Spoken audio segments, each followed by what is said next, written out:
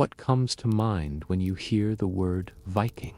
An axe, a dragon-proud ship crashing through waves onto a beach. But what if I told you the most incredible Viking journeys happened where there was no sea at all? We are leaving the familiar shores of history behind. We will follow a path carved not by the axe, but by the keel of a longship. A path dragged through mud and forests and across frozen lakes. It is a story of incredible endurance, of ambition on a scale that is difficult to comprehend. And I am so glad you are here to share it. If you enjoy these journeys into the past, a simple like or subscribe lets me know you are out there listening. And I am always curious, where in the world and what time is it for you as we begin this voyage? Feel free to let us know in the comments below. Welcome to Sleeping Scribe. Here, calming history stories help you unwind and gently fall asleep. Tonight, in Bedtime History, we follow the longships inland. Our story begins not in the heat of battle or in the halls of kings. It begins in the cold, misty dawn of a Scandinavian fjord, with a quiet decision that will change the course of history. The air itself felt ancient.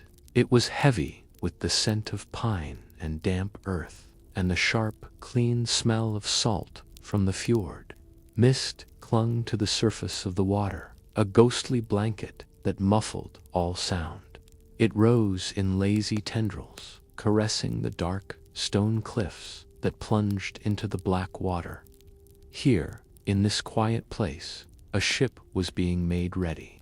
It was not the largest of vessels, but it was perfect for its purpose. It was a carvey, a type of longship, but more versatile than its purely military cousins. Its hull was broad, its draft shallow, designed to ride the ocean waves, but also to navigate the shallowest of rivers. On its prow, a dragon's head was carved, its wooden eyes staring eastward. It seemed to taste the air, impatient. The hull, made of overlapping oak planks, was coated in a thick layer of dark pine tar. The smell was potent, a perfume of waterproofing and preservation that clung to the clothes and hands of every man here. It was the scent of a voyage, the scent of departure. The crew moved with a quiet purpose, their movements economical in the pre-dawn chill. They were a felag, a fellowship. They were bound together not by the command of a king, but by a shared oath, a joint venture for profit and for fame. Each man had invested something. Some had invested their strength, their skill with an oar or an axe. Others had invested goods, iron bars for trade, or fine walrus ivory. All had invested their lives in this single, audacious gamble. Their leader stood apart, watching the final preparations. He was a man whose reputation was built on foresight, not just ferocity. His gaze was fixed on the east, on the gap in the fjord that led to the open sea and to the world beyond. He thought not of raiding coastal towns for meager loot. His mind was filled with a different prize. He dreamt of silver. Not just any silver, but the heavy, pure silver of Arabian dirhams, coins minted in faraway cities like Samarkand and Baghdad. He dreamt of shimmering Byzantine silk and exotic spices, of a wealth beyond the comprehension of his neighbors. This was the true call of the East, the promise of the Eastway. Tales of men who ventured into the endless forests and rivers of the continent and returned as kings. Hordes of Arab coins, found buried in the soil of his homeland near Lake Maloran, were proof. They were tangible evidence of a river of silver that flowed from the heart of the world, and he intended to find its source. This journey was not about plunder. It was about trade, a grueling, dangerous, but immensely lucrative trade in the riches of the north. They would carry fine furs, glossy amber from the southern coasts, and walrus ivory, but they would also carry human cargo. Slaves, captured in raids or purchased from tribes, were a grim but essential part of this commerce. A man grunted, heaving a heavy sack of dried fish onto the deck. Another carefully stacked iron bars near the mast, ready for any needed repairs on the long journey. They packed tools and weapons and heavy woolen cloaks. The single sail, made of coarse, greasy wool, was folded neatly. It was a hardy thing, designed to catch the wind, but they all knew that for much of this journey, their own muscles would be the true engine. The time for departure was chosen with care. It was late spring. The cruel winter ice had finally released its grip on the sea and the rivers. The days were growing longer, granting them precious hours of light. They needed every moment to travel as far as they could before the next winter would inevitably trap them deep in a foreign land. This was the reality of their undertaking. These were not seasonal raids. They were multi-year journeys, expeditions from which many would never return. They would be known by a new name in these lands. The local tribes would call them the Russ, a name thought to come from an old Norse word, roar, which simply meant the men who row. It was a fitting name for what lay ahead. The leader gave a quiet nod. The last of the provisions were loaded. The crew took their places on the rowing benches, their faces resolute in the gray light. There were no grand farewells. Wives and children had said their goodbyes the night before, a quiet exchange in the smoky warmth of the longhouse. Now there was only the journey. With a final push from the shore, the Carvey slid into the deep water of the fjord. The oars dipped, their synchronized splashes echoing off the stone walls. The ship began to move, a slender creature gliding through the mist. As it cleared the familiar fjord, its dragon-headed prow turned not west, towards the known world of raids and islands. It pointed east, towards the sunrise. The true challenge was about to begin. The open, unpredictable waters of the Baltic Sea lay before them. This body of water was familiar, yet it was never to be trusted. The Norse called it the Astrasalt, the Sea of the East.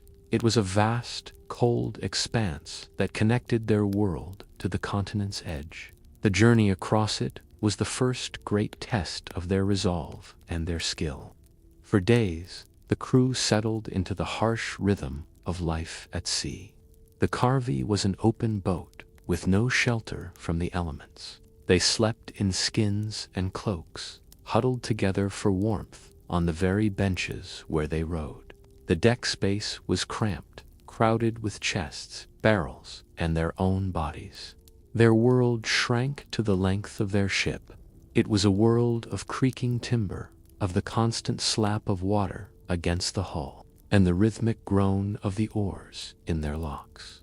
Watches were set. Some men rowed, their backs straining in a steady, hypnotic motion.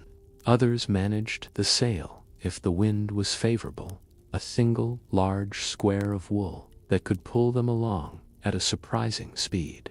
But the Baltic winds were fickle, and more often than not, it was the ash oars that propelled them forward. The steersman stood at the stern, his hand on the steerboard, the large side rudder that gave them control. From this position, on the right side of the ship, we get the modern word, starboard. Navigation was an art, not a science. They had no magnetic compass to guide them. Instead, they relied on a deep ancestral knowledge of the world around them. They used the sun's position during the day and the stars at night. They may have used simple tools like a bearing dial, a wooden disc that helped them track the sun's shadow to maintain a steady course. But their primary method was simply to coast, keeping the land in sight whenever possible. They followed the familiar curve of the Swedish coast, their eyes tracing landmarks memorized from 100 other journeys. Islands like Gotland and Åland served as crucial waypoints. These were more than just points on a mental map. They were bustling hubs of trade, staging posts where a crew could rest, repair their vessel, and trade news with other voyagers. Here, they might hear tales of which routes were safe and which chieftains were demanding higher tolls. It was a network, a community of seafarers spread across this northern sea. But even with these aids, the astrosalt was dangerous. The weather could turn in an instant. A clear sky could darken within an hour. The calm water whipped into a furious gray chop by a sudden squall. One afternoon, such a storm fell upon them. The wind shrieked through the rigging, and cold rain lashed down, stinging their faces. The sail was hastily brought down, a frantic struggle against the billowing heavy wool. The world became a chaos of wind and water. Waves crashed over the sides, drenching the crew and threatening to swamp the vessel. The men worked tirelessly, bailing water with wooden buckets, their knuckles white as they gripped the sides of the ship. There was a claustrophobia to it, being trapped in a small, open boat at the mercy of the vast, angry sea. The taste of salt spray was constantly on their lips, a reminder of their fragility. Their diet was as monotonous as the rowing. They ate dried cod, its flavor strong and salty. They gnawed on hard bread, a simple flour and water biscuit baked to last for months. They drank water, or a weak, sour ale, stored in leather skins that gave the liquid a faint, earthy taste. Life was stripped down to its bare essentials: eat, sleep, row, and watch. Watch the horizon, watch the weather, and watch the waves. After several days, they finally sighted the southern coast of the Baltic. It was a foreign shore, a long, low line on the horizon. As they drew closer, they saw it was nothing like the rocky fjords of home. This was a flat land, dense with forests that seemed to stretch on forever. They had arrived in the lands of the Baltic peoples, tribes like the Curonians. These were a people known for two things: piracy and trade. So the crew was wary. They watched the shoreline for any signs of movement, their hands never far from the hilts of their axes. They made landfall in a shallow, sandy bay. The relief of feeling solid ground beneath their feet was immense. They pulled the longship partly onto the beach, securing it against the tide.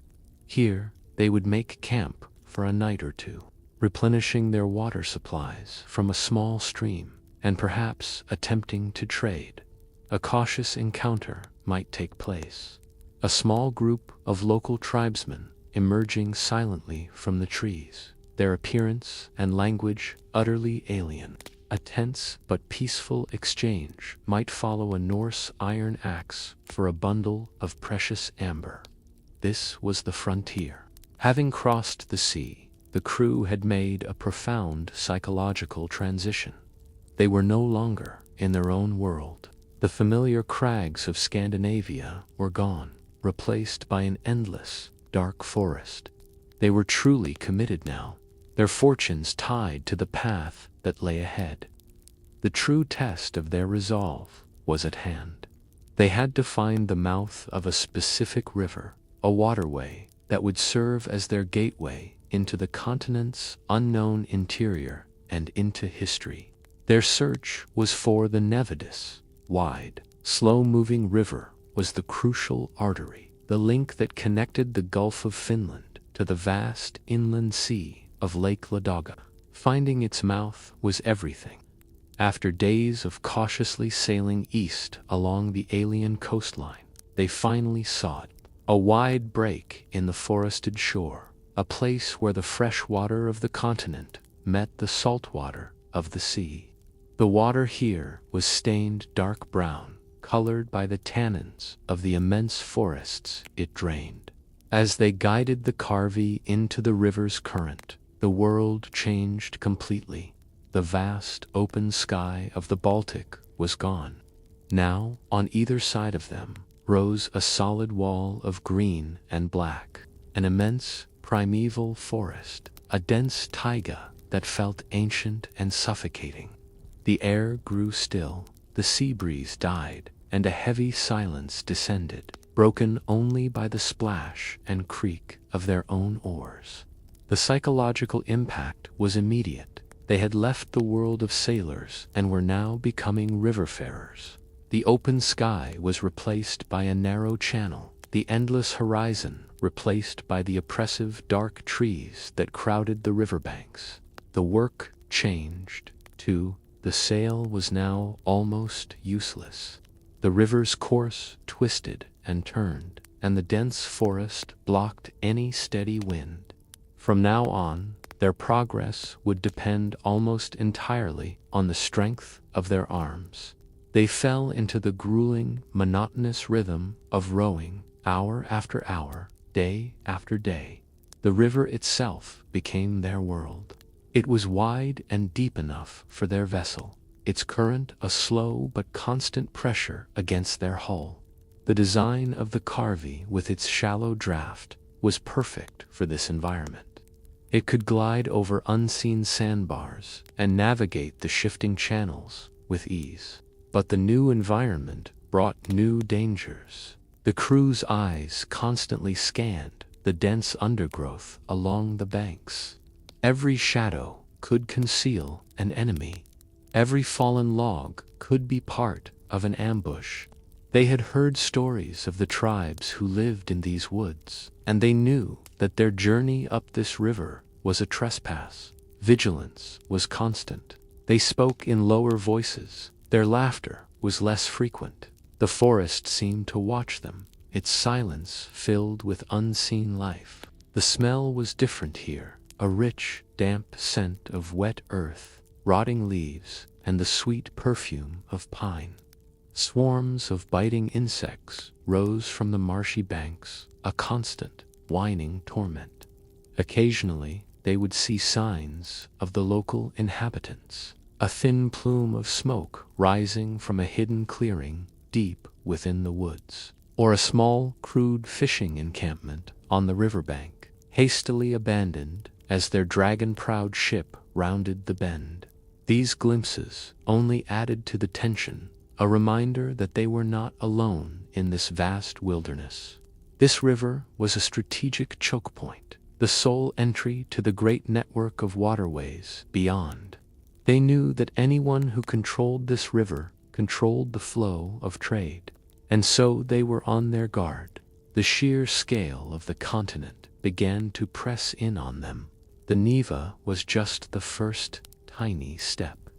They knew from the tales of others that a journey of thousands of miles lay before them. This single river was merely the gate. A deep sense of apprehension mixed with their awe. They had truly left their world behind. There was no turning back now. The open sea was gone, and before them lay a labyrinth of rivers and forests. They were entering the jaws of the Neva and being swallowed by a new world. Their journey up this dark river would lead them to a vast inland sea, a critical first stop on the East Way. It was the site of their first major settlement, a place called Aldaj. After days of relentless rowing, the claustrophobic forest walls began to recede. The river widened, and ahead, the world opened up again. They saw a vast, shimmering expanse of water, an inland sea stretching to the horizon. This was Lake Ladoga, and on the banks of the river that flowed into it, the Volkhov, they saw their destination. It was not a grand city, but to their weary eyes, it was a welcome sight. A fortified settlement, a wooden hill fort perched on a rise overlooking the water. This was Aldejaborg, the place the locals called Staraya Ladoga. As they guided their ship towards the crude wooden docks, a sense of profound relief washed over the crew. The feel of solid ground under their feet after weeks on the water was a luxury. The constant tension of the river journey eased. They had arrived at the first great foothold of the Russ in the east. Aldegeborg was a frontier outpost, a melting pot of peoples and cultures. Founded around the year 753, it was one of the earliest proto-cities in this entire region. Its sole purpose was to support the river trade. It was a port, a repair yard, a marketplace, and a place to wait out the long, harsh winters. The air here was thick with the smell of wood smoke from 100 cooking fires. The sounds were a chaotic symphony. The ring of a blacksmith's hammer on an anvil, the shouts of traders haggling in different tongues, the bleating of livestock. They heard the familiar sounds of their own Old Norse, but it was mixed with the unfamiliar Slavic and Finno-Ugric languages of the local peoples. Here, Scandinavians, Slavs, and Finns lived side by side. They were rivals at times, but partners in the lucrative enterprise of the East Way. The crew saw people dressed in furs and rough linens, their faces weathered and tough. They saw other longships pulled up on the shore, some undergoing repairs. Archaeological finds from this very spot have uncovered a wealth of evidence. Norse metalworking tools, beads from distant lands, and the iron rivets used to repair the hulls of these very ships. The settlement itself was a gorodish, a fortified enclosure protected by a wooden palisade. It was a place of safety in a wild land. For the crew, Aldegeborg was a place to rest and recuperate. They could feast on fresh game and river fish, a welcome change from the salted cod and hard bread of their journey. They could repair any damage their ship had sustained, but most importantly, they could gather intelligence. Here, they could speak with men who had made the journey south, who knew the rivers, the rapids, and the treacherous overland portages that lay ahead. They needed to know which local chieftains were friendly and which demanded tribute for safe passage. This information was more valuable than any trade good. Trade was already happening all around them. They saw their fellow Norsemen exchanging high-quality iron weapons and tools for bundles of local furs, beeswax, and jars of honey. This was the first stage of the great trade route. Goods from the north were gathered here before being transported south. It was in this very place, Aldegeborg, that the legendary figure of Rurik is said to have first arrived, establishing the rule of the Russ in these lands. Whether he was a real person or a figure of myth, his story speaks to the importance of this small, smoky outpost on the edge of a lake.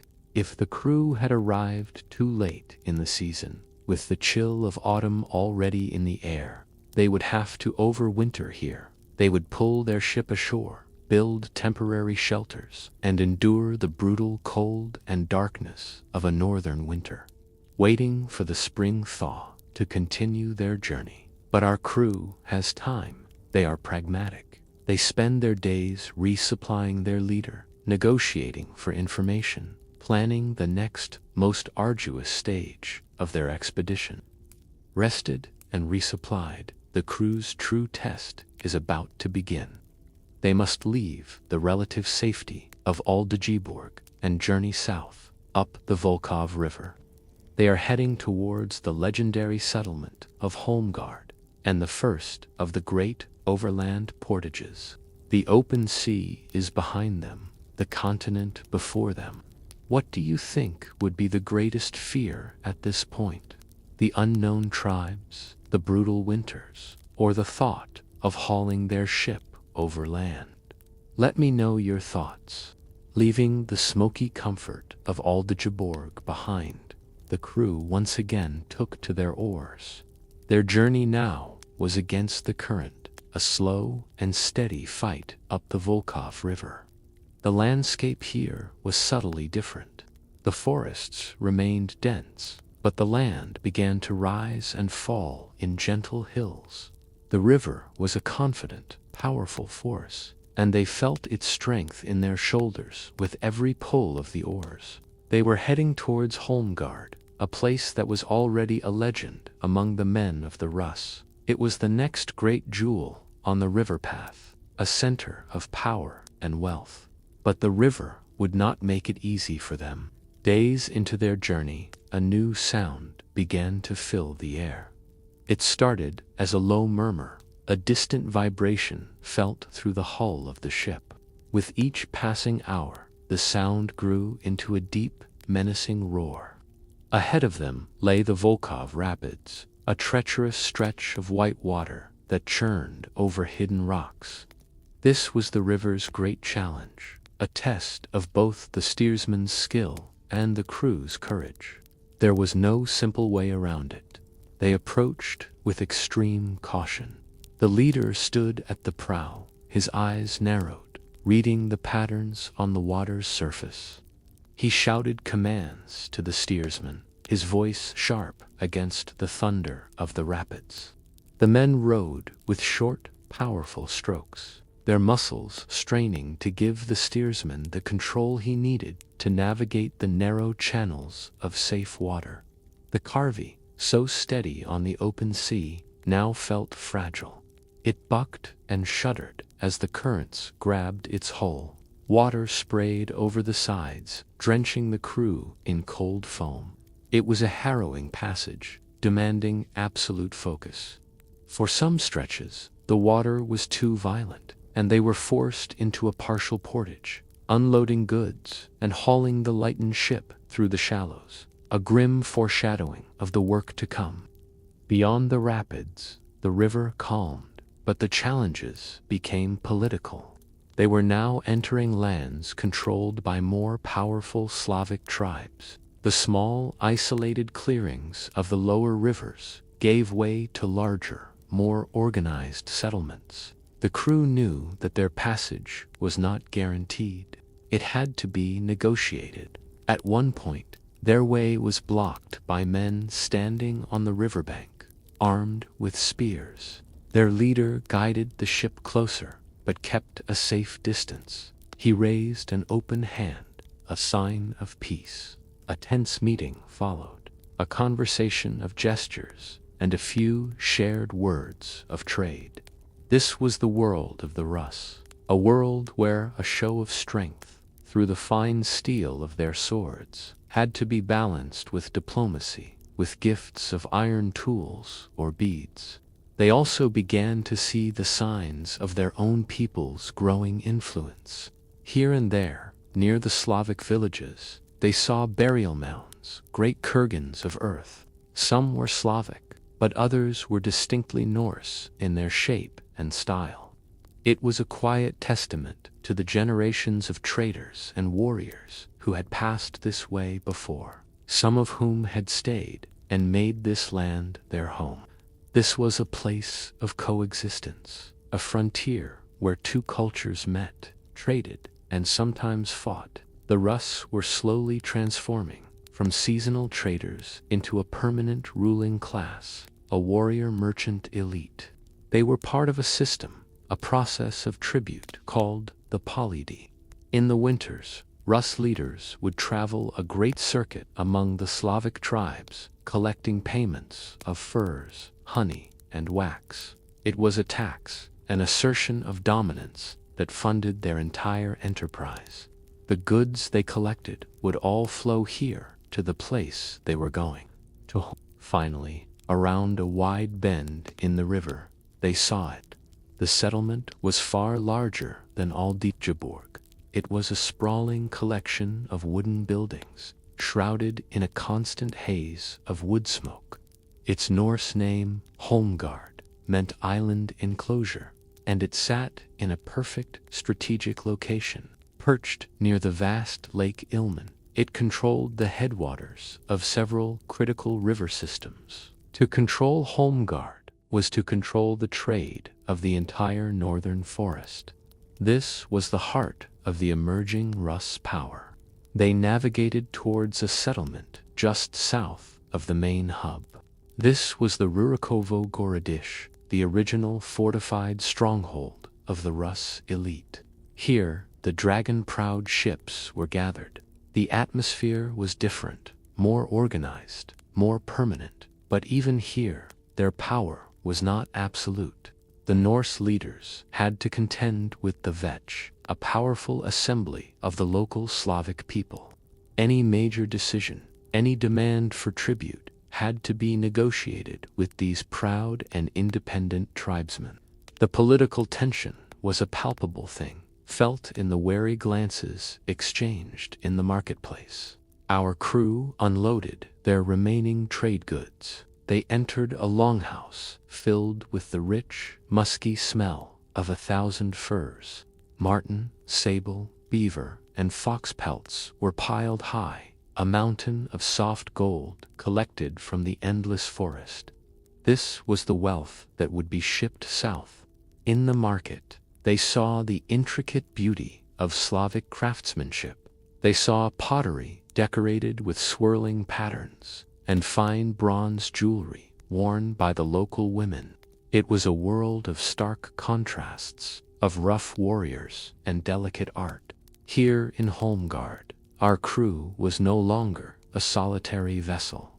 They had joined a larger flotilla, dozens of other ships, having completed their own winter tribute collections, were also preparing for the great journey south. They were now part of something much bigger, a great expedition. But before that journey could truly begin, they had to face the most dreaded part of the entire route. They had to leave the river entirely. They had to haul their ship over the land divide that separated the rivers flowing north from the rivers that flowed south. The first great Valak awaited them. The word itself sounded like the task it described. Valak, it is the old Slavic word for a place of portage, and it comes from their word meaning to drag. It was a name that promised nothing but toil.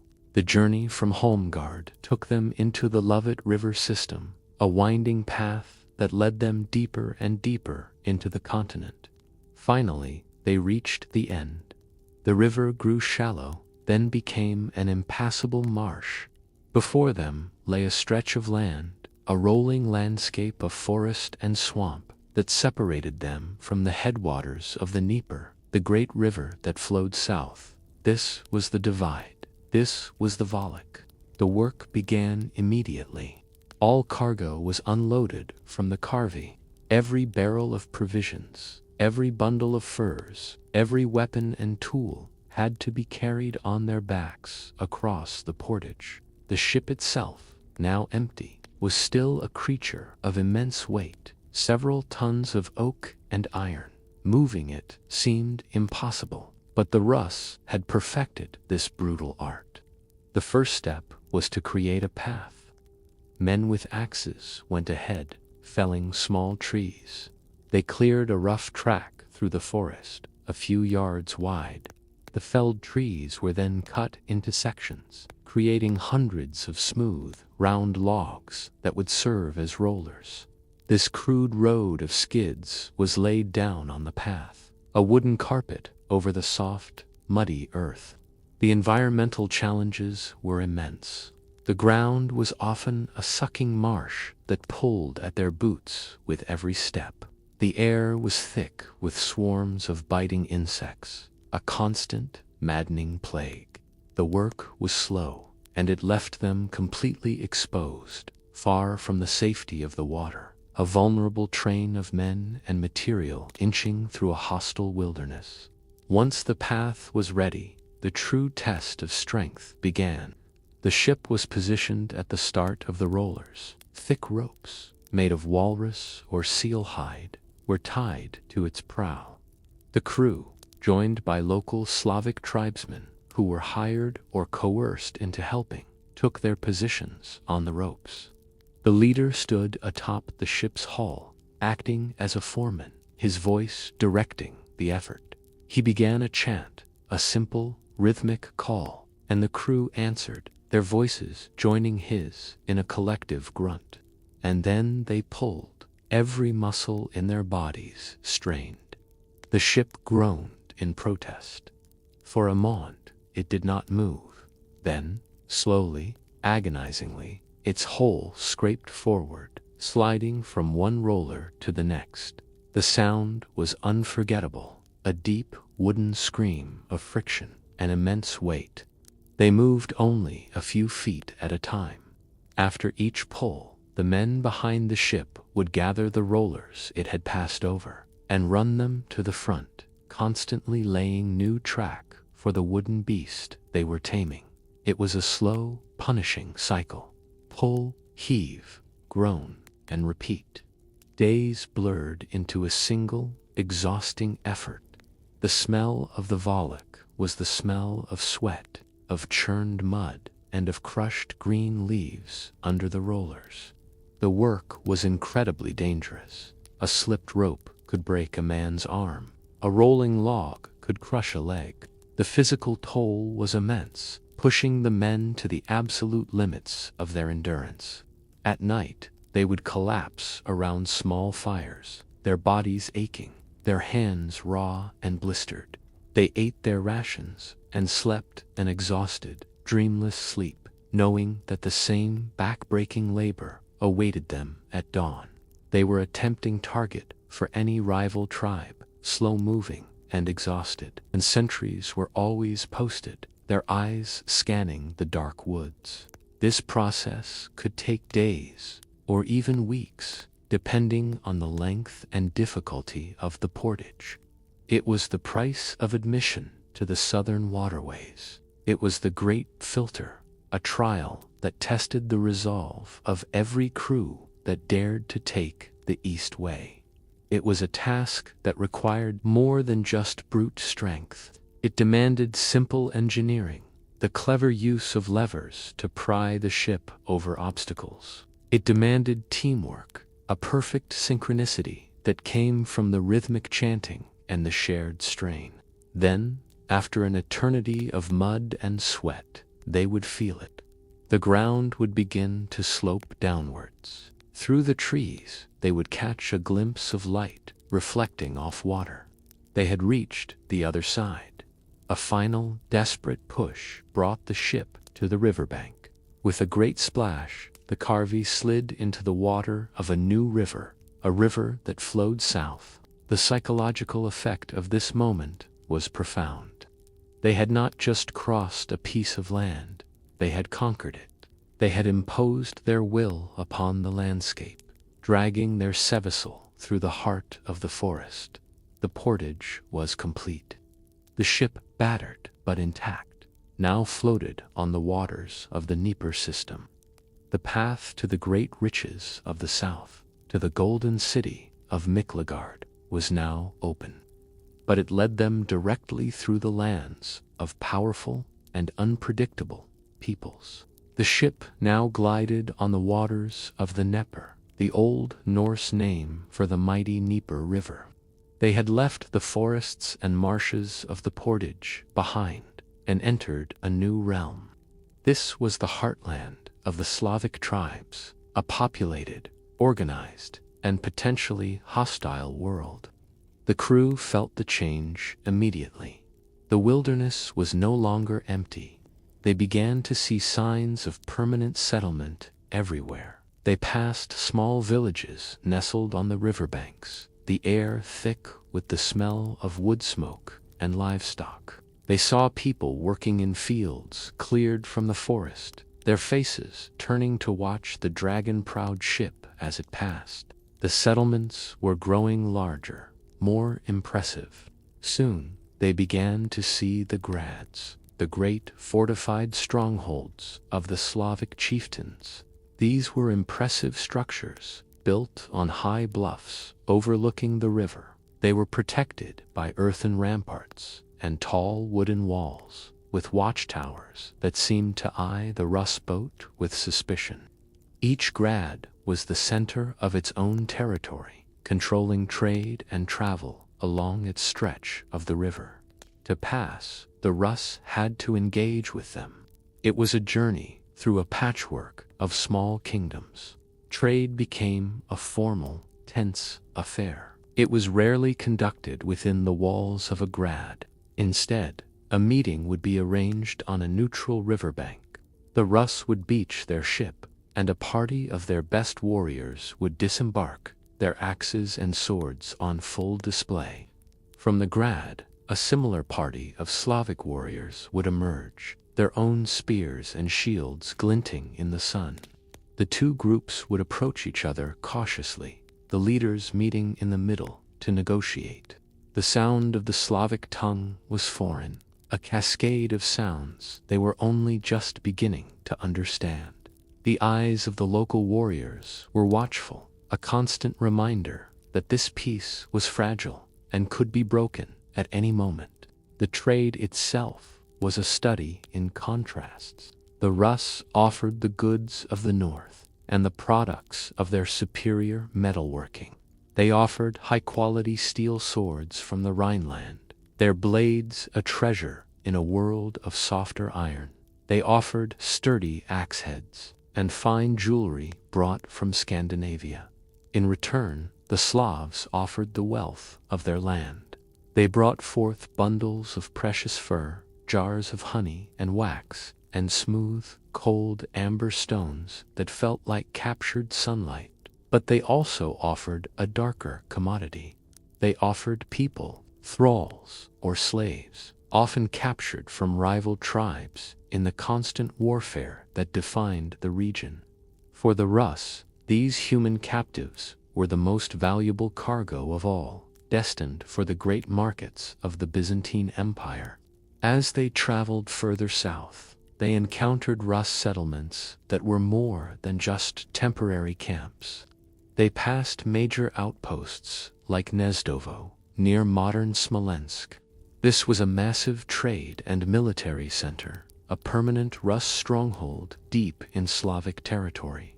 It was a sign of how their presence was changing. They were no longer just passing through. They were putting down roots, building a network of forts and trading posts that would allow them to control this river highway.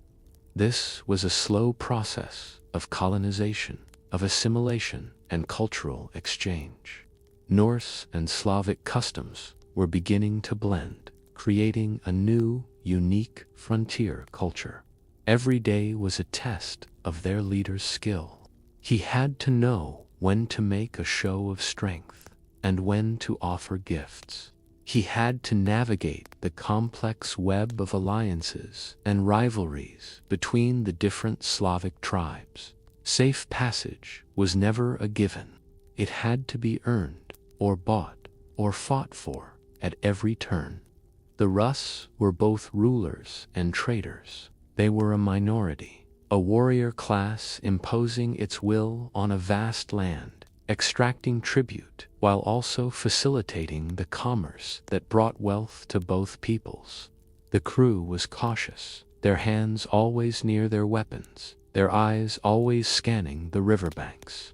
Having navigated the complex social landscape of these northern forests, the crew traveled further and further south down the Dnieper, towards the greatest city of the Russ, a place they called Kenyugarder, the city of Kyiv. After weeks of navigating the winding Dnieper, the landscape began to change once more. The river grew wider, and the land opened up into a vast, rolling plain. On the horizon, perched on a series of high, green hills overlooking the western bank, a city came into view. This was Kenyugarda, this was Kyiv. For the weary crew, the sight was breathtaking. It was not yet the golden-domed capital it would one day become, but it was already a powerful and sprawling stronghold, the undisputed heart of Russ power on the Dnieper. Its strategic location was perfect, a natural fortress controlling the entire southern trade route.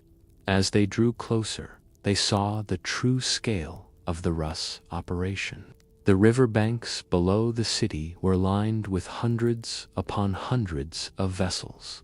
There were sleek longships like their own, but there were also countless dugout canoes called monoxella, which had been carved from single, massive trees. This was the final gathering point. It was here that all the Russ traders, coming down from the various northern rivers, would assemble into one massive flotilla. They would brave the final, most dangerous leg of the journey together. There was safety in numbers. The city itself was a hive of activity. A diverse, multilingual population crowded its streets. A ruling elite of Norse warriors and merchants lived within the fortifications on the old Kiju Hill, but the majority of the population was Slavic, the people whose land this truly was. And in the bustling markets, you could hear merchants from across the known world, their Norse and Slavic tongues mingling with the Greek of Byzantine traders. The air was filled with the sounds of a frontier capital, the ring of forges, the shouts of boatmen, and the lowing of cattle. The smell was of the river, mixed with the smoke of 1,000 campfires. Kyiv was the great consolidation point. Here, all the goods collected from the vast northern forests, the furs, the wax, the honey, and especially the slaves, were gathered and prepared for the final journey to the Byzantine market. The logistical challenge was immense. Organizing and supplying a fleet of this size required immense authority and foresight. Legends spoke of the city's founding by the Slavic brothers Ki, Shek, and Koriv, but other tales told of its takeover by Varangian warlords, men like Askold and Deer, and later the great Prince Oleg, who would declare Kyiv the mother of all Rus cities. For our crew, arriving here was to become part of something monumental. They were no longer a single ship on a lonely river. They were a single drop of water in a great, flowing torrent of ships and men, all pointed south, all hungry for the silver and silk of the great empire. From the top of the hills, the view was imposing. You could look down upon the vast river plain and see the campfires of the gathered army twinkling like a new constellation in the night. There was a feeling of immense power here, but also one of shared anticipation and of shared fear. Every man in this great fleet knew what lay ahead. They spoke of it in hushed tones around their fires. They had to pass through the wild steppe lands, the open plains that were home to the fierce Pechenog nomads, and, most terrifying of all, they had to navigate the infamous rapids of the lower Dnieper, a series of 7 great cataracts that could smash a ship to splinters. The relative safety of the fortified city was a comfort, but it was temporary. Soon, the great flotilla would be assembled, the goods would be loaded, and the warriors would take their places. Leaving the safety of Kyiv behind them, they would enter the wild lands and face the most deadly obstacle on the entire East Way. They have hauled their ship over land and navigated complex tribal politics. Now, a massive fleet is ready to face the final hurdles. If you were a merchant on this journey, what one luxury from your homeland would you have brought with you for comfort?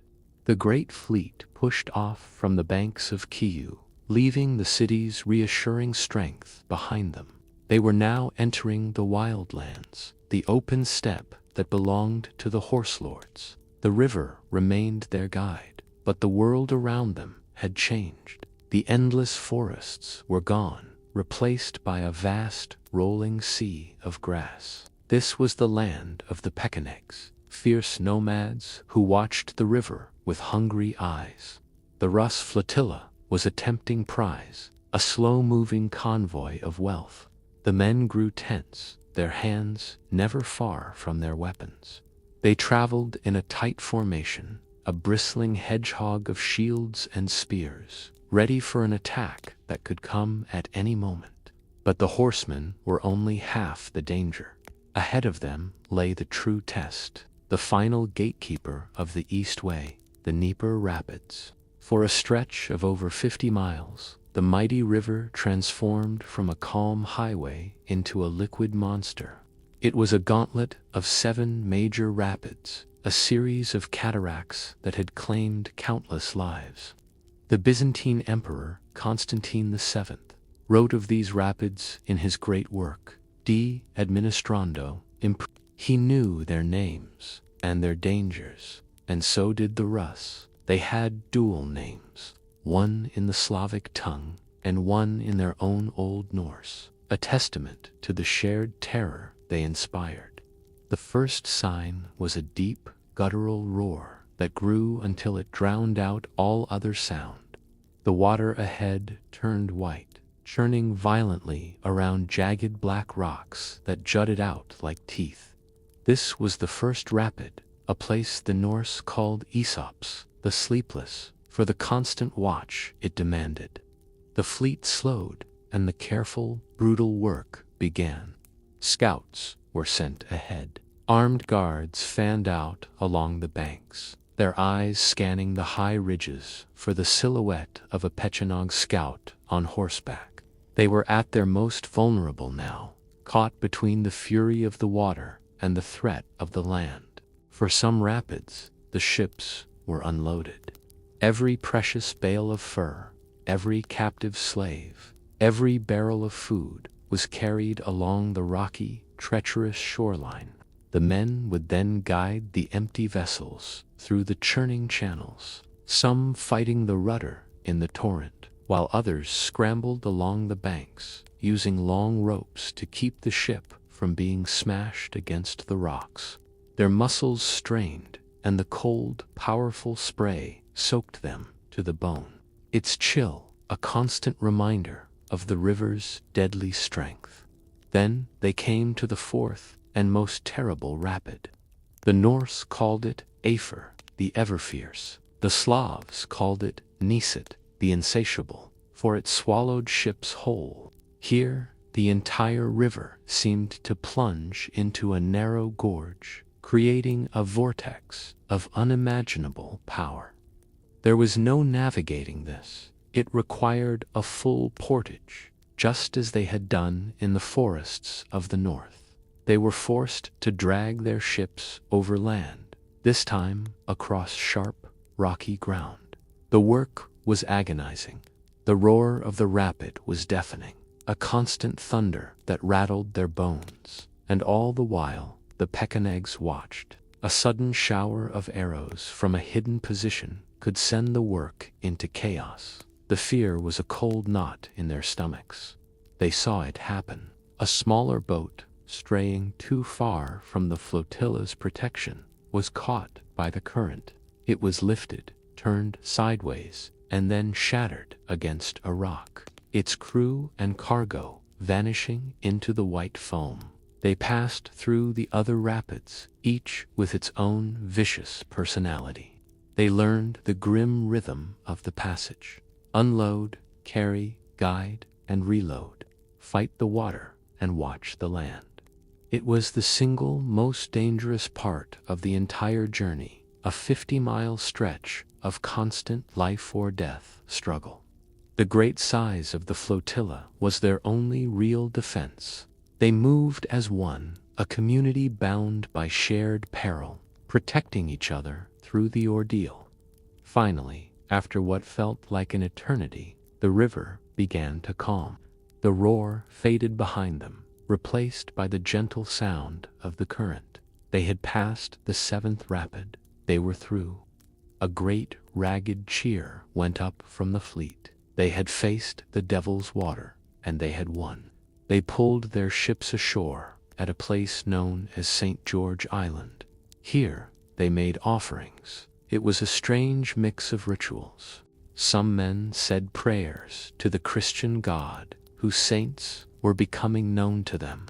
Others made sacrifices to their old gods, to Perun, the Slavic god of thunder, or to their own Thor, giving thanks for surviving the river's rage. The relief was immense, a wave of exhaustion and exhilaration that left them giddy.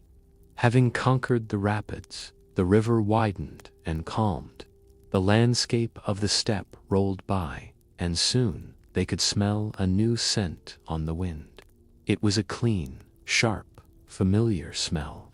It was the salt of a great, open sea.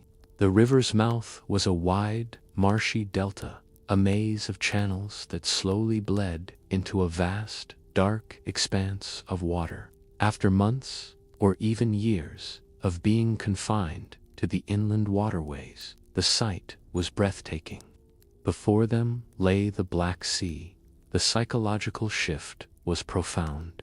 The oppressive forests and the treacherous rapids were behind them. They were sailors once more, back on the open water, under a vast and open sky. A sense of relief and homecoming washed over the crew, even here in this strange southern sea.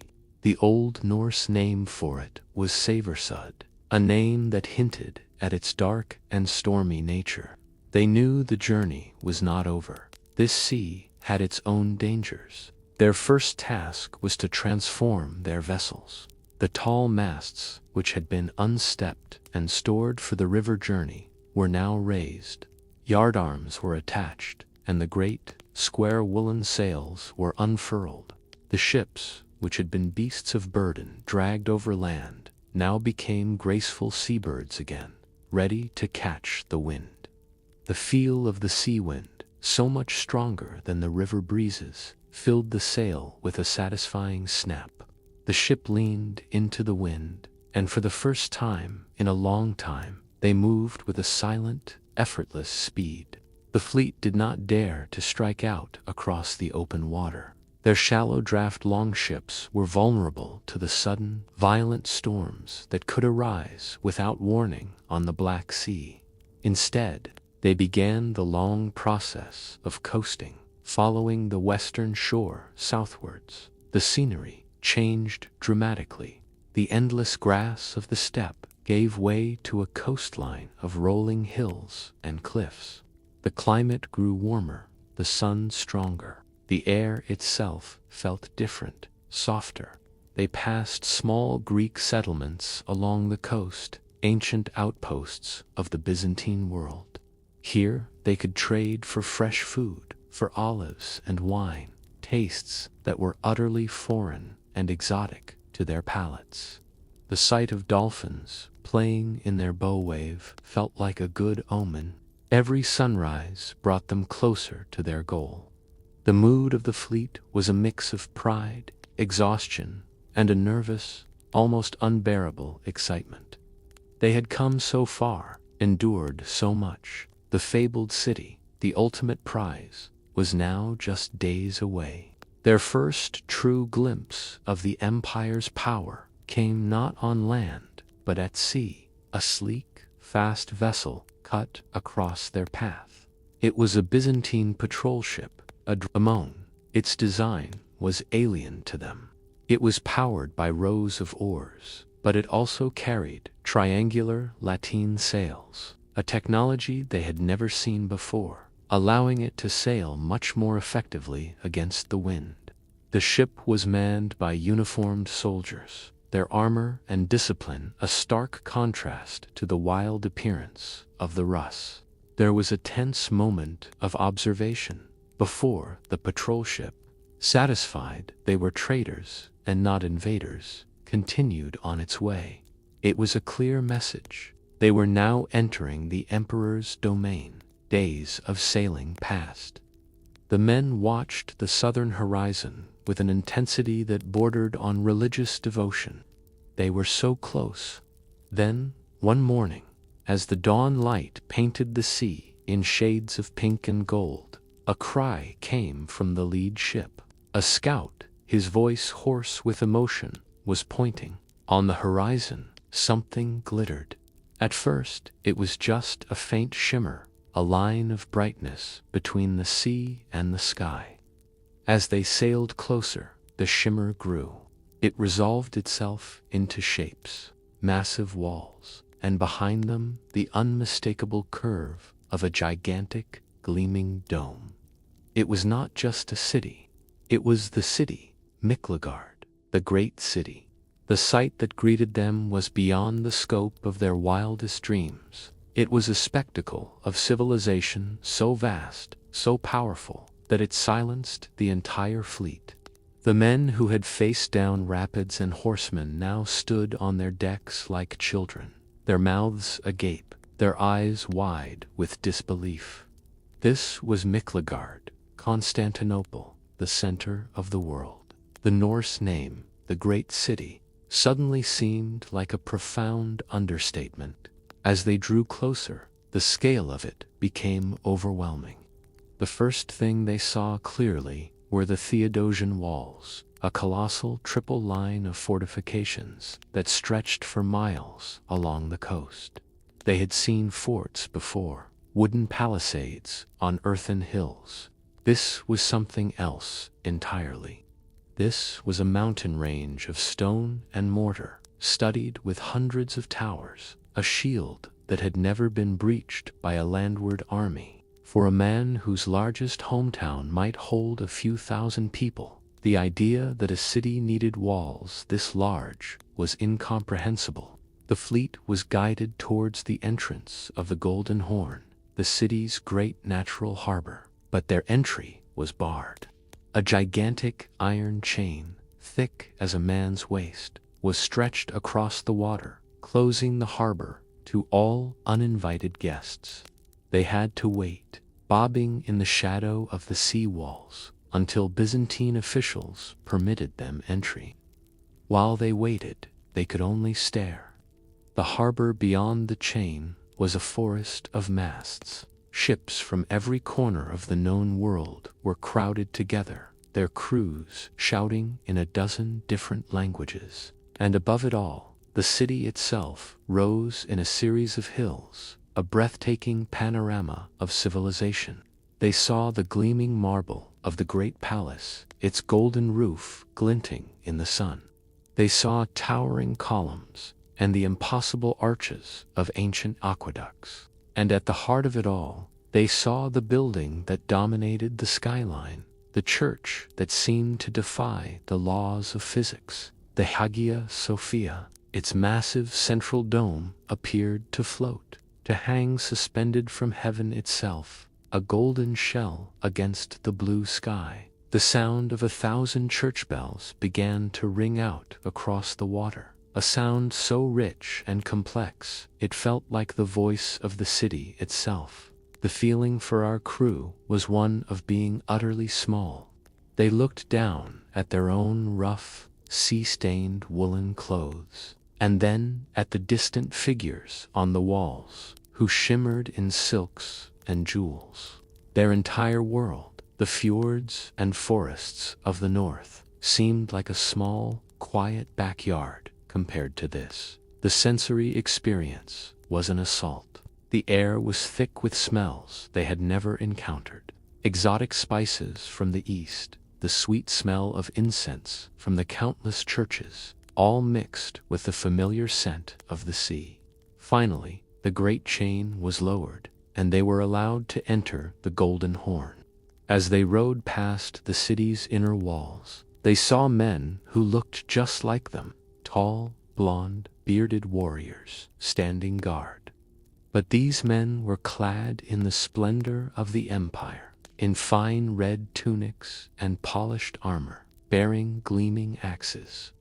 This was the legendary Varangian Guard, the emperor's personal bodyguard, made up of men from their own lands who had made a different choice. It was a vision of an alternative life, a life of service and glory in the heart of this impossible city. They had arrived.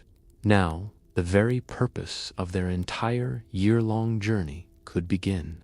The careful, regulated, and fantastically profitable act of trade within the walls of the world's greatest marketplace.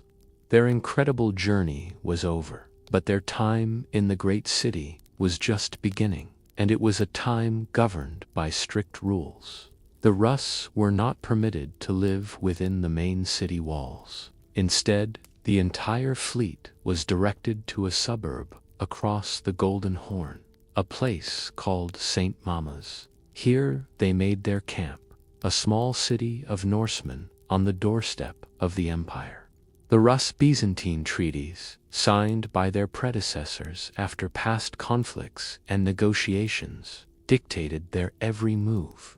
They were merchants, but they were also seen as a potential threat, and they were treated with a cautious, bureaucratic precision that was entirely new to them. To enter the city, they had to go in small groups of 50 at a time, leaving their weapons behind, definitely a big change for warriors used to their axes. Byzantine soldiers escorted them through the gates and into the lively streets. For our crew, walking through Miklagard was as magical as seeing it from the sea. They strolled on paved stone streets, amazed by the tall buildings and stunning mosaics on church walls. It was a feast for the eyes. Plus, the emperor treated them to the city's famous public baths, hot water luxury that felt like paradise after their tough journey.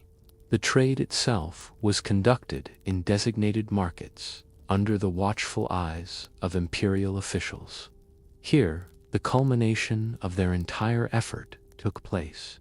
They brought forth the treasures of the north, the luxury furs, a single perfect sable pelt worth a king's ransom, the honey, wax, and amber, and, most grimly and most profitably, they sold the young, healthy slaves they had captured or bought along the rivers. This human cargo was their most valuable commodity, destined for the households and workshops of the wealthy Byzantines. In exchange, they received the goods they had dreamed of. The primary prize was silk, a material they called serk.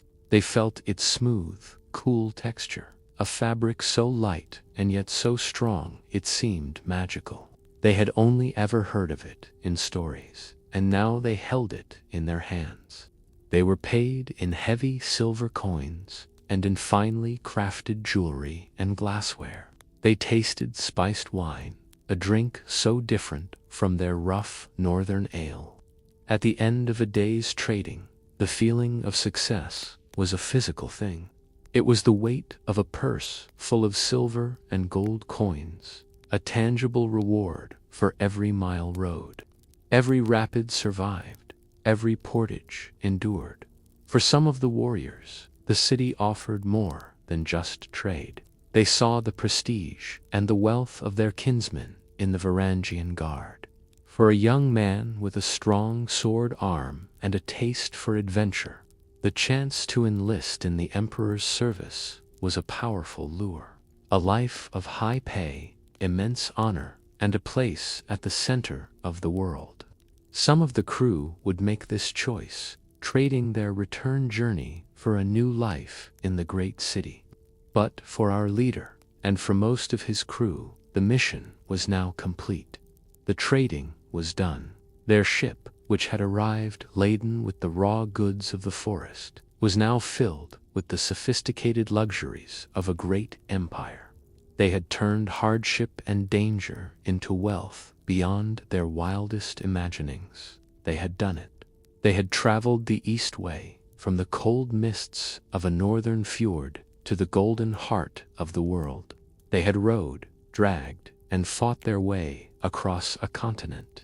Their ship, now heavy with silk and silver, turns for home, but the men are changed forever. They are no longer just raiders or farmers. They are architects of a new world, having woven a thread of silver and steel from the Baltic to the Black Sea. Their saga is complete, and now, as our own journey pauses, I hope you can rest, feeling the satisfaction of their incredible achievement. If you are still with me, a simple comment to say hello is always a welcome sight. For now, let the story settle and let your mind drift. The journey of a single ship from a misty fjord to the golden heart of an empire, is now complete. But the story of the East Way is far greater than one crew or one voyage. The wake of that long ship, and thousands like it, did not fade from the water. It carved new channels into the landscape of history itself. It laid the foundations of kingdoms and built a bridge between worlds. Now, as our adventure ends, let us rest for a while on the shores of time and reflect on the profound echoes left behind by these river kings. Let us consider how their path of sweat and steel gave birth to a nation. Picture this: a quiet monastery cell in Kyiv ages ago. A monk, by candlelight, is carefully writing down Slavic letters on parchment, putting together the stories of his people. This became the primary chronicle, our window into the birth of Kievan Rus. It tells a gripping tale of chaos among the northern Slavic tribes. Tired of the fighting, they sent a message across the Baltic Sea to the Rus, saying, "Our land is rich and great, but there's no order. Come and rule us." Can you imagine the weight of that invitation? It's a pivotal moment in history, right? Whether this invitation was a true historical event or a later invention to legitimize a conquest, its effect was the same. It set the stage for the arrival of a Norse chieftain named Rurik, who, according to the legend, established himself in the north, near Aldegeborg and Holmgard. This was the seed from which a dynasty would grow. A dynasty, the Rurikids, that would rule the lands of the Rus for over 700 years.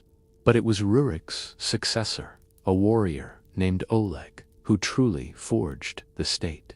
Around the year 882, Oleg led his forces south from Novgorod. He sailed down the familiar river path, the Dnieper, until he came to the strategic hills of Kyiv.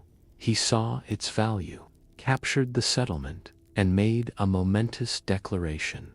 He called Kyiv the mother of Rus cities. With this act, the two great centers of Rus power, the northern hub of Novgorod and the southern hub of Kyiv, were united. The trade route was no longer just a path for merchants. It had become the spine of a new political entity. A vast state began to take shape, a loose federation of principalities controlled by the Rus elite. At its head was the Grand Prince of Kyiv, with other princes, often his relatives, ruling from the lesser cities along the rivers. This was the Kievan Rus. At its peak, its territory was immense. It stretched from the shores of the Baltic Sea in the north, down to the Black Sea in the south, from the Carpathian Mountains in the west to the Volga River in the east. It was one of the largest and most powerful states in all of Europe. Its power and its wealth came directly from the river. The trade route was the lifeblood of the Kievan Rus. It funded the armies of the princes and built their cities. But over time, a slow and profound change began to occur. The Norse ruling class was a small minority, surrounded by a vast Slavic population. Generation by generation, they began to change. They took Slavic wives. They began to speak the Slavic language. Their own Norse names were gradually replaced by Slavic ones. The fierce Vikings who had arrived as foreign conquerors were slowly, peacefully, being absorbed into the culture of the land they now ruled. The process is known as Slavicization. It is a quiet testament to the power of culture, a force as steady and persistent as the river's current. We can see this fusion in the graves of their princes.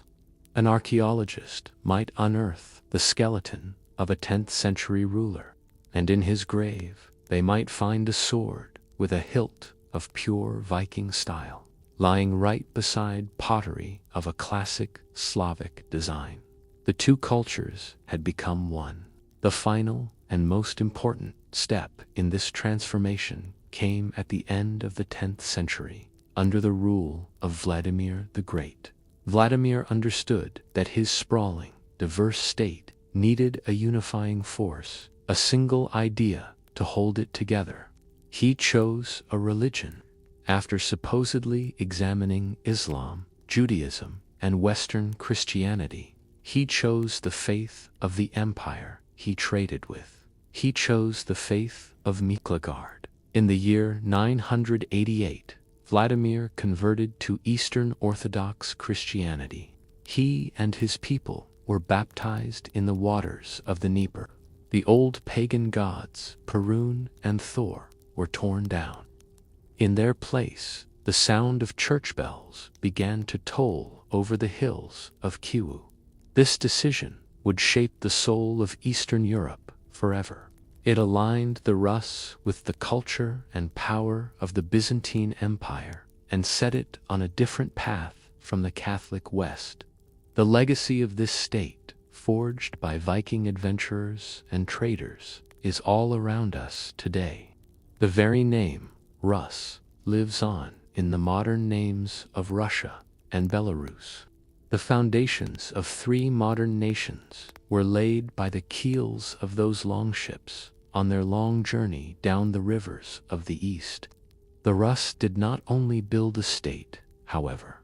Many of their finest warriors traveled even further south, not just to trade, but to enter the personal service of the Byzantine emperor himself. In the opulent marble halls of the Great Palace in Constantinople, a strange and potent sound could often be heard. It was the sound of the Old Norse language, spoken in deep, guttural tones. It was the language of the emperor's personal bodyguards, the most elite, most loyal, and most feared mercenary unit of the age. They were known as the Varangian Guard. For a young man from the north, a man who had survived the journey down the East Way, the Guard represented an incredible opportunity. It was a path to wealth and glory beyond measure. The Byzantine emperors had learned over centuries of bloody coups and betrayals that they could not always trust their own countrymen, so they looked abroad for warriors who had no stake in the empire's complex politics, warriors whose loyalty could be bought and who would stay bought. They found what they were looking for in the Rus. The Guard was officially formed around the year 988 by the Emperor Basil II. He was so impressed by the ferocity of the Rus warriors sent to him by Vladimir the Great that he made them his permanent bodyguard. Their primary weapon was as foreign as their language. It was the pelabais, the two-handed Danish battle axe. In the hands of a powerful Norseman, this weapon could cleave through a helmet and a man with a single blow. The sight of these tall, fair-haired giants, clad in ornate Byzantine armor, but wielding their terrifying axes, became a symbol of the emperor's power. Their reputation for loyalty was legendary, but it was a specific kind of loyalty. They were loyal not to the man on the throne, but to the office of the emperor itself. An emperor who proved weak or unworthy might find that loyalty withdrawn, often at the sharp end of an axe. Their duties were varied. They were the ever-present guardians of the emperor's life within the palace. They were his elite shock troops on the battlefield, a force that could turn the tide of a battle. And they were often his most trusted jailers, given the task of guarding high-ranking political prisoners. For this service, they were paid enormous salaries in solid gold, making a career in the Guard one of the most lucrative in the world. This wealth was supplemented by a unique and fearsome tradition. It was called the politposverf. Upon the death of an emperor, the Varangians had the legal right to run to the imperial treasury and take as much gold and treasure as they could physically carry. It was a brutal but effective retention bonus, ensuring they would defend their emperor to the last. Some of the most famous figures of the Viking Age passed through the ranks of the Guard. The most notable of all was a man named Harald Sigurdsson. He served in the Guard for years, earning a vast fortune while fighting for the emperor across the Mediterranean. He eventually returned home to Norway, used his Byzantine gold to fund an army, and seized the throne. He would go down in history as Harald Hardrada, the last great Viking king, who would one day die on an English battlefield in the year 1066. His story illustrates the ultimate ambition of a Varangian: to serve, to get rich, and to use that wealth to become a king. These men, so far from home, left their subtle marks on the great city. We can still see them today if we know where to look.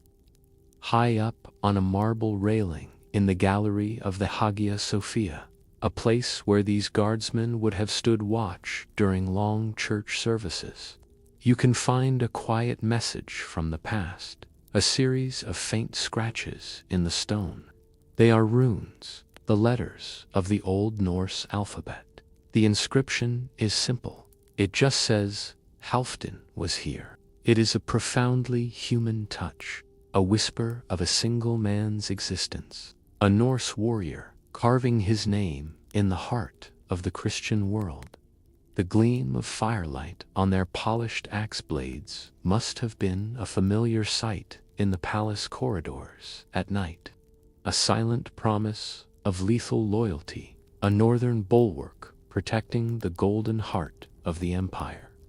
The influence of this great route flowed in both directions, bringing not only Norsemen south, but the culture and wealth of Byzantium north, forever changing the soul of the Slavic world.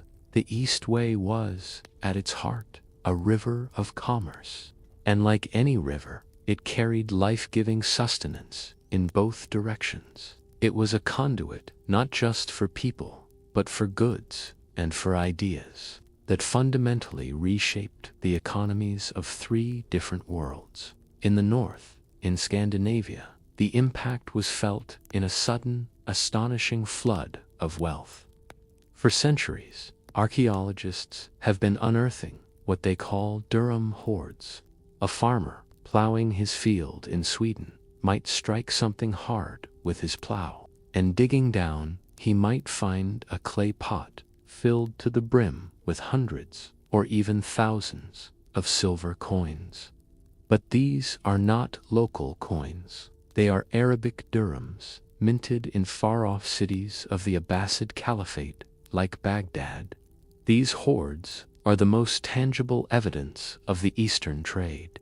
They prove that the stories of immense wealth were not just stories. The Rus were the great middlemen of the age. They connected the economies of Northern Europe, the Islamic world, through their trade routes on the Volga River and the vast, wealthy Byzantine Empire. They carried the raw materials of the north, the furs, the slaves, the amber, and the ivory, and they brought back the one thing everyone desired: silver. This river of silver transformed Scandinavian society. It funded the expeditions of kings, enriched the merchant class, and allowed chieftains to build larger halls and attract more followers.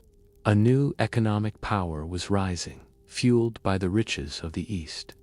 Meanwhile, along the rivers themselves, the impact was even more profound. The Slavic lands were transformed before the arrival of the Rus. The region was largely rural, a collection of small villages and tribal strongholds. The Rus, with their focus on organized long-distance trade, created the need for urban centers.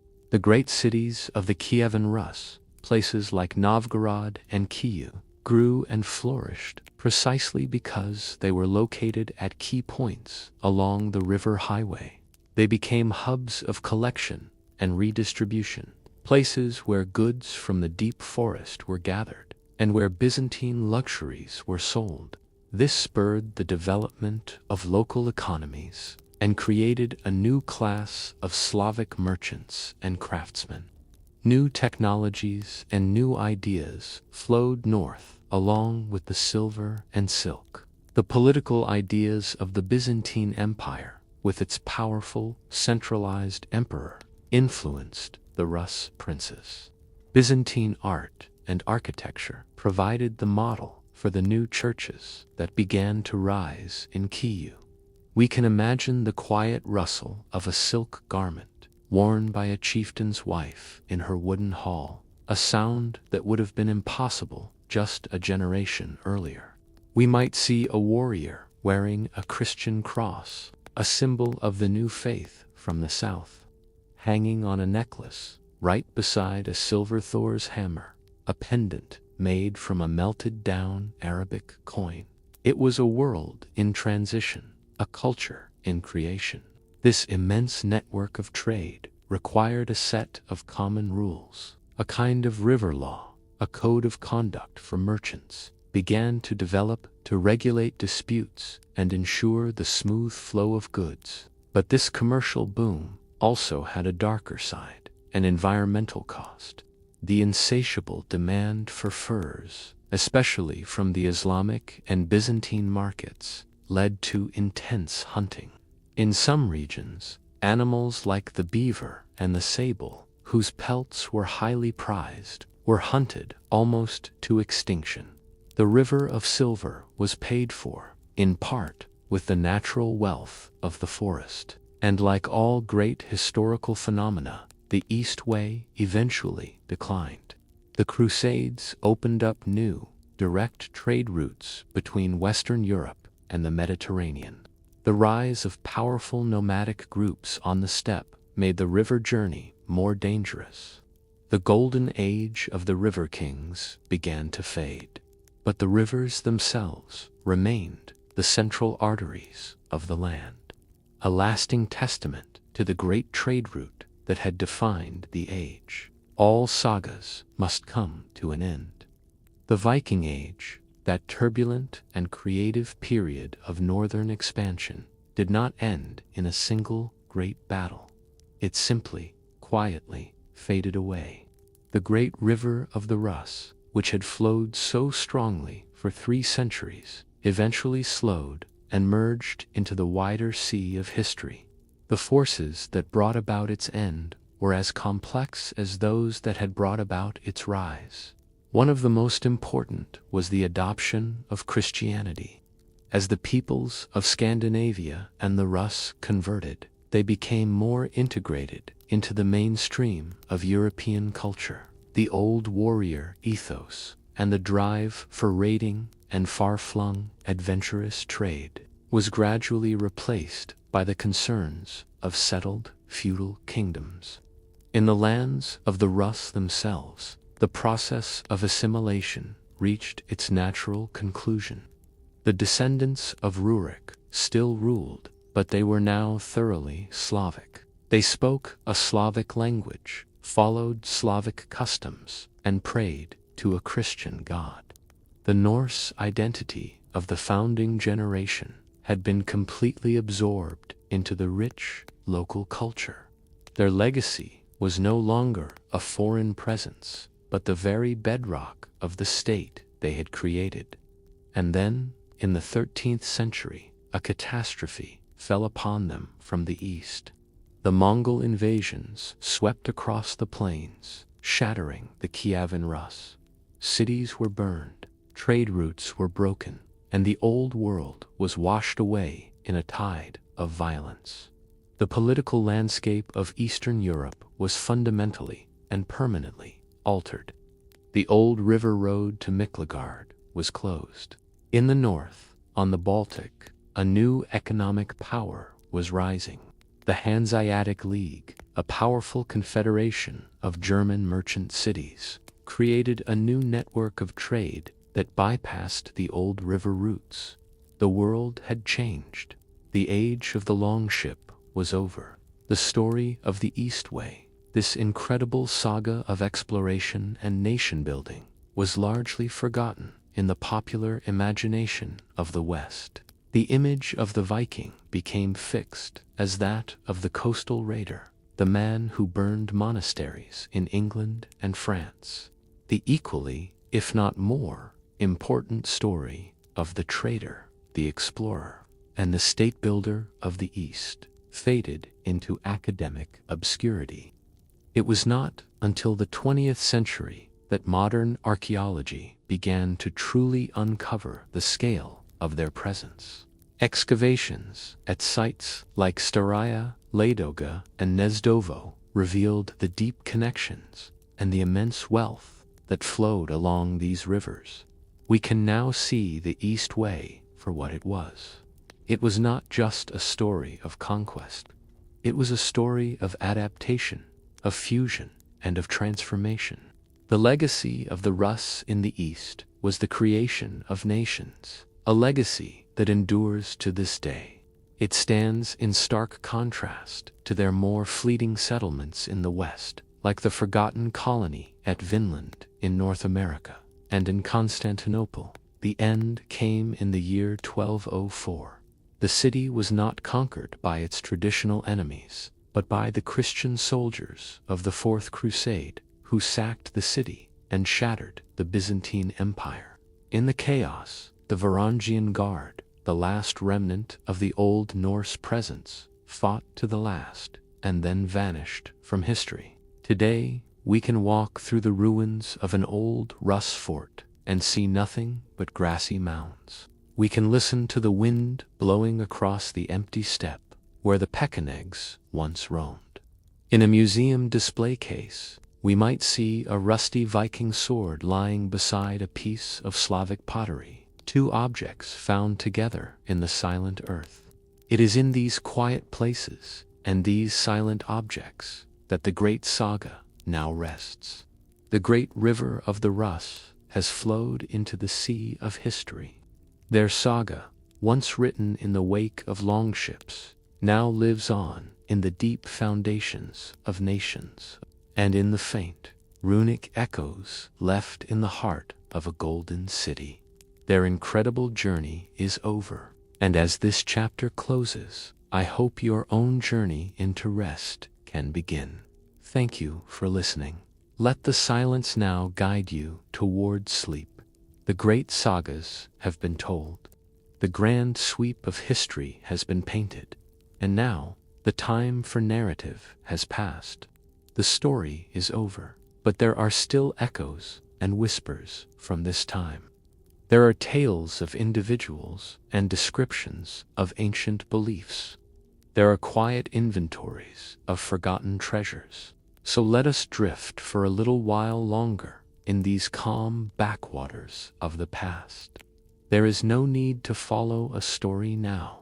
Simply let these final tales and descriptions wash over you like gentle waves on a quiet shore.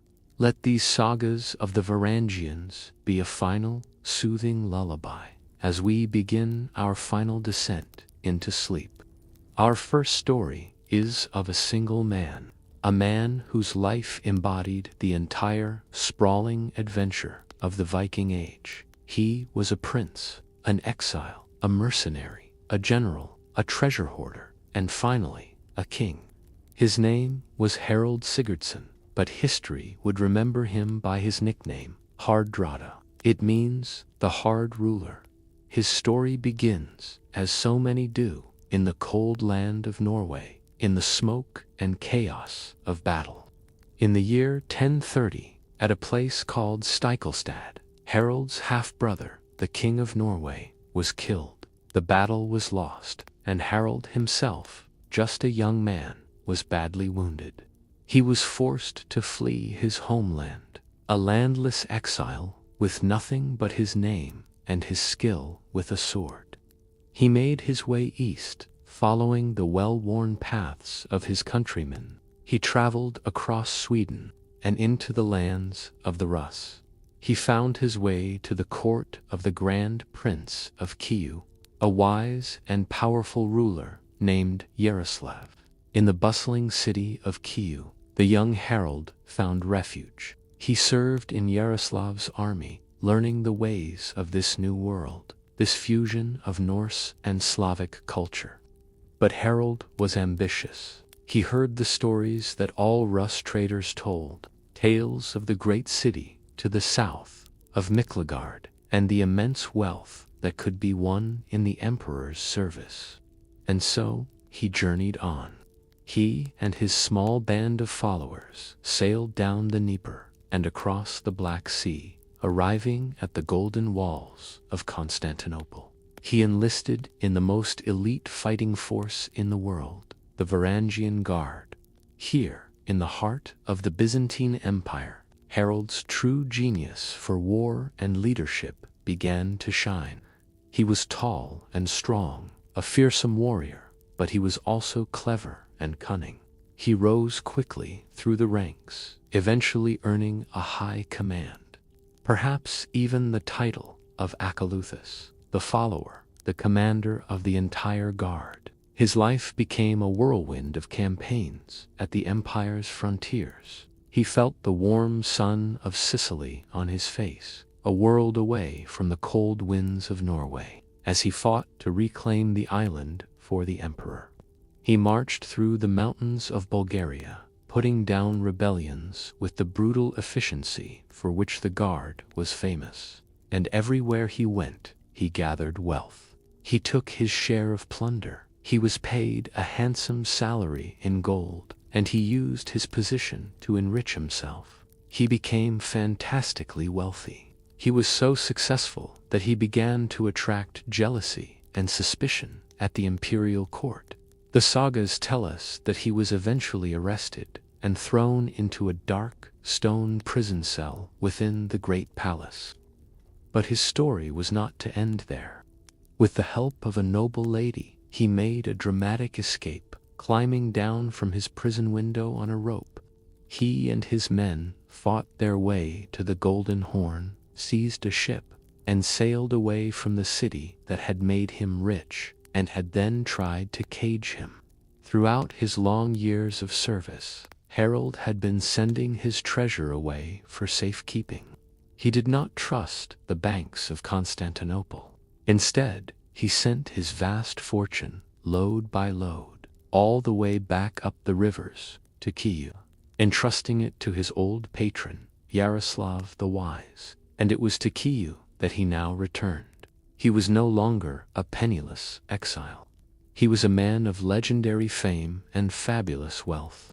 And there, in the Rus capital, he claimed the greatest prize of all. He married Elisiv, the daughter of Yaroslav the Wise, a princess of the Rus. With his treasure and his royal bride, he was now ready to reclaim his birthright. He sailed back to Norway, not as a fugitive, but as a power to be reckoned with. His arrival, backed by the gold of Byzantium, was enough to force the current king to make a deal. Harold became a co-ruler of Norway, and when the other king died soon after, Harold became the sole king, the hard ruler of his homeland. He was a man who had seen the world.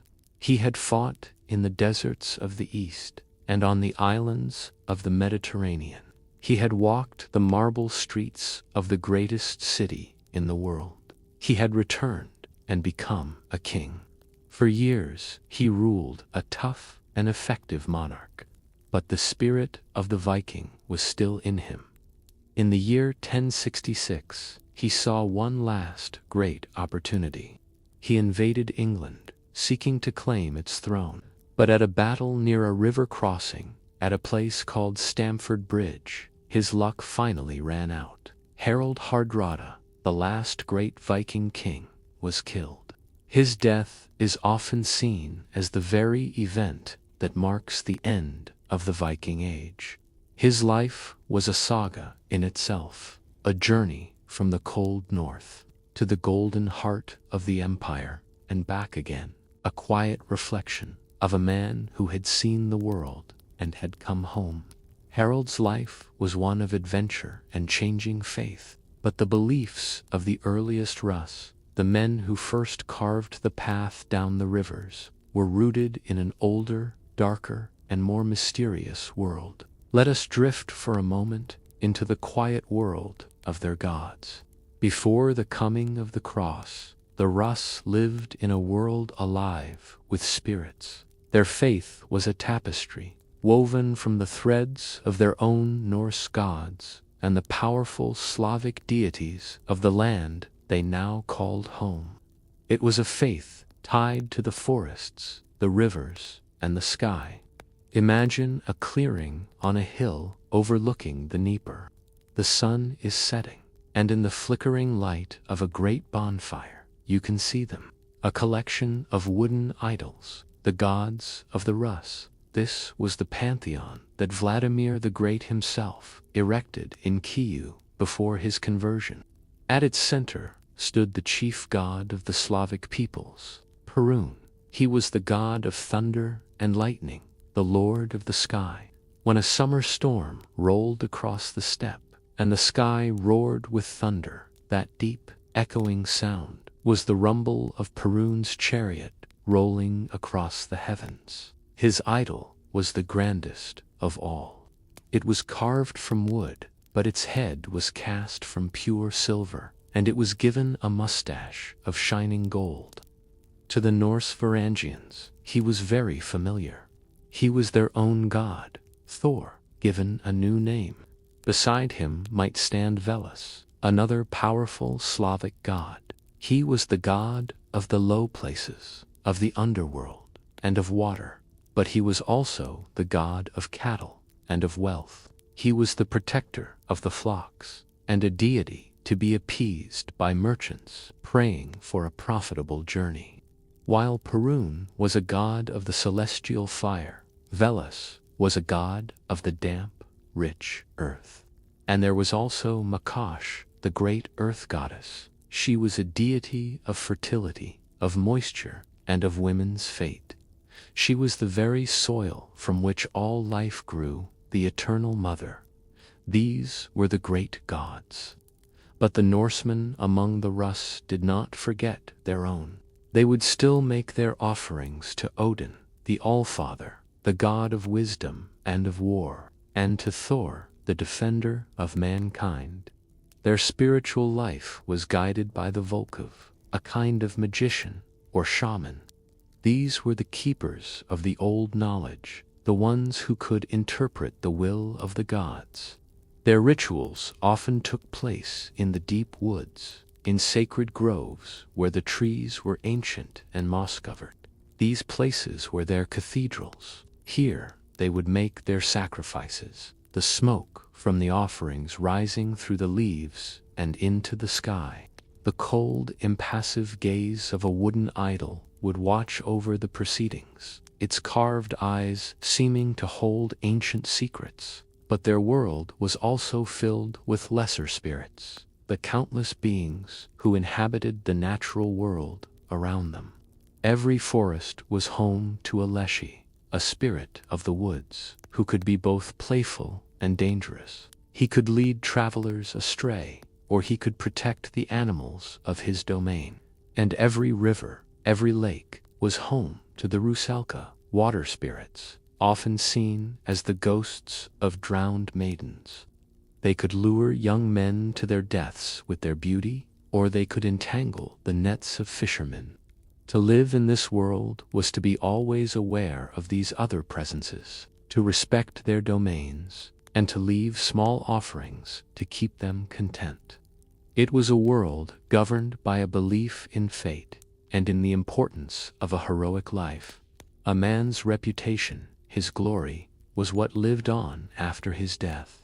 It was this belief that fueled so much of their courage and their willingness to risk everything on these long and dangerous journeys. This entire ancient world of belief came to a sudden and dramatic end with Vladimir's conversion. The primary chronicle describes the scene. Vladimir ordered his soldiers to tear down the idols he had once erected. They were tied to the tails of horses and dragged through the mud down to the river. The great idol of Perun, with its silver head and golden mustache, was flogged by 12 men as it was dragged, a final humiliation for the thunder god. And then, one by one, the old gods were cast into the cold waters of the Dnieper. and carried away by the current. It was the end of an era, the end of the gods of the dark forest. The gods they worshipped were tied to the world around them, a world rich with natural resources which they would gather and trade for the treasures of the south. Let us now drift through the cargo holds of their ships. Let us quietly consider the goods that flowed in this great river of commerce, the wonders that were traded on the East Way. Imagine, now, just the simple feel of these things. Let the mind settle on their textures, their scents, their very essence. First, there were the furs, the soft gold of the northern forests. Imagine running a hand over the deep, dark, impossibly soft pelt of a sable. Each hair is like a whisper against the skin. This was the fur of emperors and kings, and the rich, brown fur of the marten, glossy and smooth, and the thick, dense, waterproof fur of the beaver, prized for its warmth and durability, the silver fur of the fox, and the dark fur of the bear. These were the great treasure of the north, a harvest of warmth against the cold. And then there was the amber. It was called Nordic gold. Imagine holding a piece of it in your palm. It is light and surprisingly warm to the touch. It is not a stone, but the fossilized resin of ancient pine trees washed ashore on the coasts of the Baltic Sea. Hold it up to the light and see its translucent, honey-colored glow. Sometimes, trapped within it, you might see a tiny insect, a creature of a long-vanished world. It was a thing of beauty and of magic, and from the forest came honey and wax. Think of the taste of wild honey, rich and sweet on dark bread. It was the only sweetener in a world without sugar, and it was the base for mead, the intoxicating drink of their feasts, and the wax from the hives of wild bees. Think of the deep, rich scent of a pure beeswax candle, its flame giving a warm, steady light. Wax was a precious commodity, needed for light and for sealing documents. And then, the grim pillar of the trade, the slaves. They had no texture or scent to describe. They were simply people, captured in the endless tribal wars of the Slavic lands. They were a commodity, their value measured in their health, their strength, their youth. They were the human price of this great commercial enterprise, a silent, tragic cargo on the ships sailing south. From the south came wonders. First, the swords. A good sword was the high technology of the age.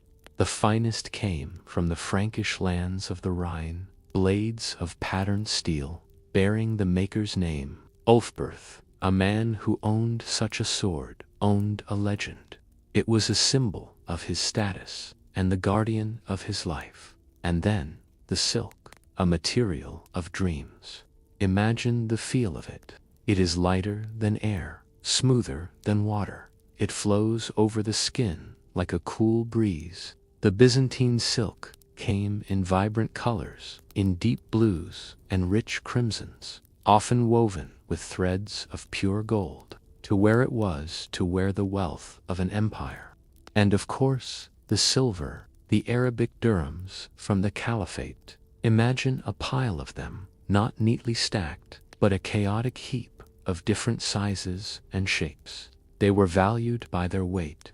A merchant would place a coin on his scales, and if a smaller amount was needed, he would simply take out his chisel and cut the coin into pieces. This was hacksilver. Imagine the feeling of running a hand through a purse full of these smooth, lightweight silver fragments. It was the sound and the feel of pure profit.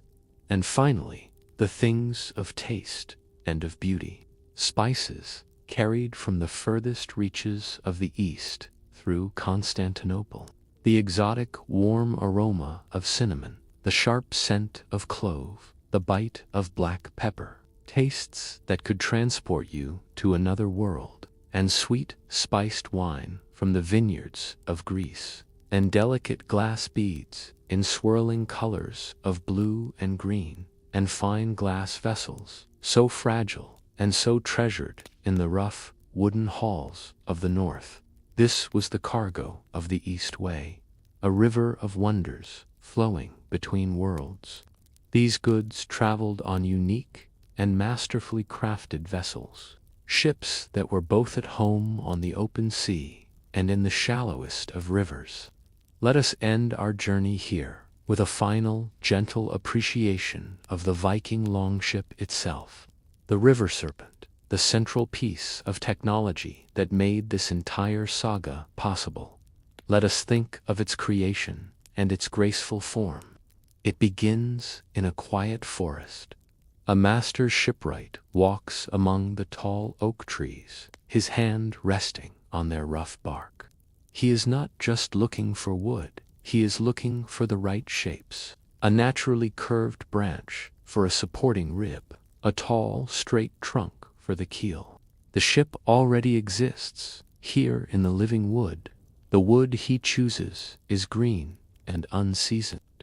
It is not sawn into planks, but carefully split with wedges, following the natural grain of the wood. This gives each plank an incredible, inherent strength and flexibility. The construction itself is a work of art. The style is called clinker building. Each plank overlaps the one below it, like the scales of a fish. This creates a hull that is both light and immensely strong. The overlapping planks are fastened together with iron rivets hammered in by hand. The sound of the shipwright's hammer is the sound of the ship coming to life. The hull is long and narrow and graceful. It is a shape designed for speed. One of its greatest secrets is its shallow draft. The ship sits high in the water. This allows it to sail up rivers that are only a meter deep. It can land on any flat beach, needing no harbor. This is what allowed the Vikings to go where no other ships could. The hull is not rigid. It is designed to be flexible, to bend and twist with the motion of the waves. A longship does not fight the sea. It rides with it like a living creature. Its bow and its stern are symmetrical, curved upwards in a beautiful, graceful line. This means the ship can reverse direction instantly without having to turn around, a crucial advantage in a narrow fjord or a dangerous river. The mast, which holds the single, large, square sail, can be taken down and stored. On the rivers, where the sail is often useless, the mast is lowered, and the ship is powered by the steady, rhythmic sound of oars dipping into the calm water. At its stern is the rudder, the steerboard, mounted on the right side of the ship, and on its prow, a final touch of art and of magic, an intricate carving of the head of a dragon or a serpent, its wooden eyes staring ahead.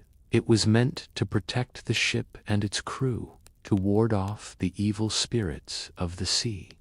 For the men who sailed on it, the ship was their entire world. It was their home, their transport, their fortress, and their pride.